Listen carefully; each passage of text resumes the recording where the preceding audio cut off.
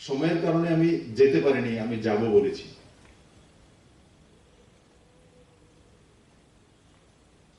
এটা হচ্ছে সত্তা পরিবর্তনের মাধ্যমে সমাজ পরিবর্তন। ভিড়ের মধ্যে থেকে কোনো ছেলে আমার কাছে চাকরি চাইনি, বলেছে আপনি বলেছেন স্বনির্ভর হওয়ার জন্য, আমি স্বনির্ভর হয়ে গেছি, আপনি দেখে আসুন আমাকে।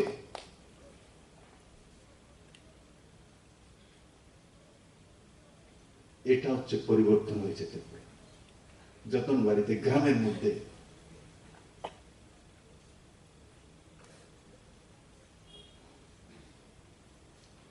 একটা গ্যাজেট অফিসার যতটা মাসিক রোজগার করে তার চেয়ে বেশি রোজগার করে, আর অন্যকে রোজগার দিচ্ছে। পরনির্ভরশীলতার মানসিকতা থেকে বেরিয়ে এসছে, পরশ্রী কাতরতা থেকে বেরিয়ে এসছে। স্বাভিমানী নজওয়ান তৈরি হচ্ছে।